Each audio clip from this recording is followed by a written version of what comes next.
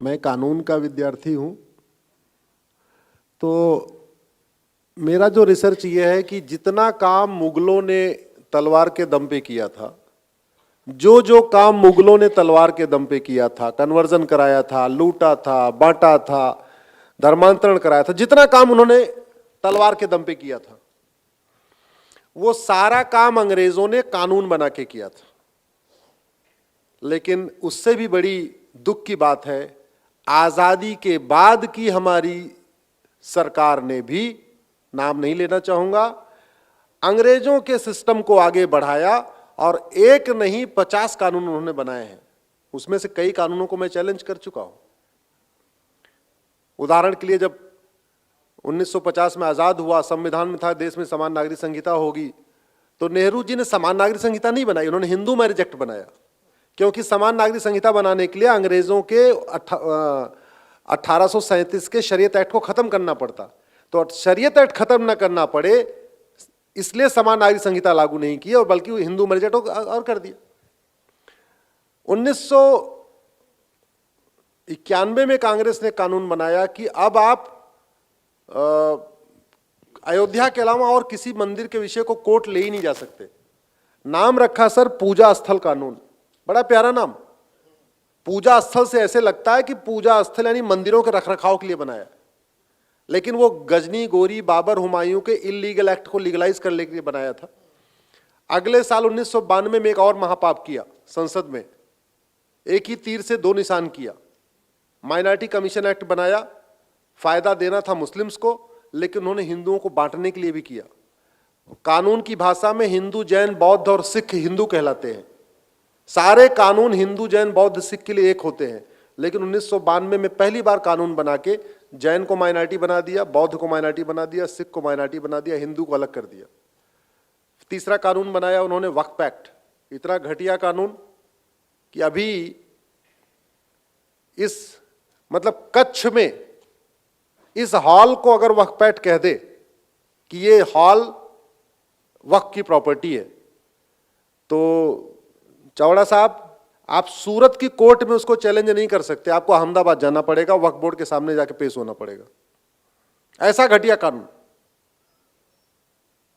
उस कानून को बनाया गया कन्वर्जन कराने के लिए। उसका जो सबसे बड़ा इफेक्ट क्या है कानितकर सर, अब जैसे मध्य प्रदेश के भोपाल से झबुआ 500 किलोमीटर दूर है।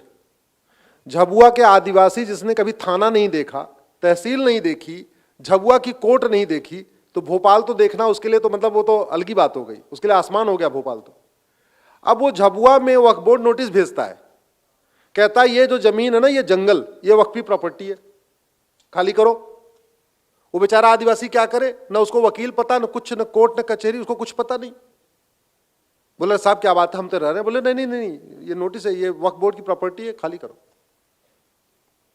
या तो खाली करो या तो कन्वर्ट हो जाओ। तो बड़े लोगों के यहां नोटिस भेज के वो वसूली कर रहा है वक्फ बोर्ड, पैसे लेता है, नोटिस भेजता है, 10 लाख रुपए, 20 लाख रुपए लिया, ठीक है, नोटिस वापस। लेकिन ट्राइबल एरिया में दलितों का वो धर्मांतरण करा रहा है।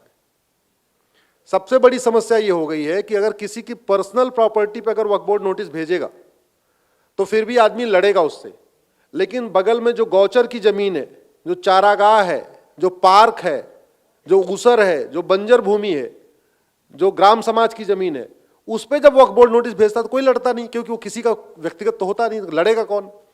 और ऐसी जगह जहां 500-600 किलोमीटर आपको लड़ने जाना है, अगर मेरठ मुजफ्फरनगर से लखनऊ की दूरी 700 किलोमीटर है, मेरठ मुजफ्फरनगर से कौन जाएगा गौचर भूमि के लिए और ऊसर भूमि के लिए लखनऊ लड़ने। अपने पर नोटिस पे आया तो फिर भी लड़ेगा। तो मैंने 1991 के प्लेसेस ऑफ वर्शिप एक्ट को सुप्रीम कोर्ट में चैलेंज किया है, 1992 के माइनॉरिटी कमीशन एक्ट को भी चैलेंज किया है, 1995 के वक्फ एक्ट को भी चैलेंज किया है। 2010 में उन्होंने अपने पालतू एनजीओ, पालतू पत्रकारों, पालतू बुद्धिजीवियों को फंडिंग दिलाने के लिए कानून बनाया था, FCRA कहते हैं, उसको भी चैलेंज किया हुआ है। और 2012 में उन्होंने एक और महापाप किया था, राइट टू एजुकेशन से मदरसों को बाहर निकाल दिया था। कौन कहे इस देश में समान शिक्षा लागू करने के लिए उन्होंने जो मदरसे थे भी राइट टू एजुकेशन, उसको बाहर निकाल दिया था। मैंने उसको भी चैलेंज किया है। समान शिक्षा पे अगर आप लोग गूगल करेंगे तो कल ही अभी बहस हुई है। कल कोर्ट के सामने मैंने कहा था कि दशरथ जी, हमारे यहाँ तो हजारों साल पहले समान शिक्षा थी, तो मैटर चल रहे हैं, अरे करीब 25 कानून हैं जिनको मैंने चैलेंज किया हुआ है। हाँ, जहां तक सवाल था आप लोग क्या कर सकते हैं, आप लोग ये कर सकते हैं, बांग्लादेशियों को निकालने की मेरी एक पीआईएल है, बांग्लादेशियों को बसाने की 22 पिटीशन आ चुकी हैं। हमारे देश के रिटायर्ड जज, रिटायर्ड प्रोफेसर, मैं रिटायर्ड की बात कह रहा हूं, retired IAS, retired IPS, retired जज, रिटायर्ड प्रोफेसर्स, जो अब अपने दैनिक जिम्मेदारियों से मुक्त हो चुके हैं, अगर वो कम से कम इस पीआईएल को यूज करना शुरू करें, तो अगर वो 22, जैसे धर्मांतरण पे 10 मेरी विरोध करने के लिए आई है, तो 10 हमारे समर्थन में भी आनी चाहिए थी। अगर वो घुसपैठियों के समर्थन में 22 आई है, तो हमारी एक ही है, तो 22 आनी चाहिए। वो इसलिए आनी चाहिए कि एक पिटीशन पे एक ही आदमी बहस करता है। तो अगर 22 पीआईएल होगी या 10 पिटीशन होगी या 5 पिटीशन होगी, तो 5 वकील खड़े होकर बहस करेंगे, लड़ाई थोड़ी बराबरी की रहेगी। कई बार वहां पे एक तरफ हम अल्पसंख्यक हो जाते हैं, सामने वाले बहुसंख्यक हो जाते हैं।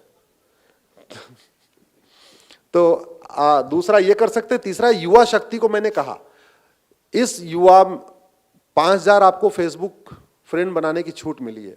आप एक दिमाग में रखिए कि हमको सोशल मीडिया पे आधे घंटे, 45 मिनट, 40 मिनट राष्ट्र निर्माण में, राष्ट्रहित में, विवेकानंद जी के सपनों को भारत पहुंचाने के लिए, नेताजी के सपनों का भारत बनाने के लिए, जिसको भी आप आइडियल मानते हो, उसके सपनों का भारत बनाने के लिए हम सोशल मीडिया का उपयोग करेंगे।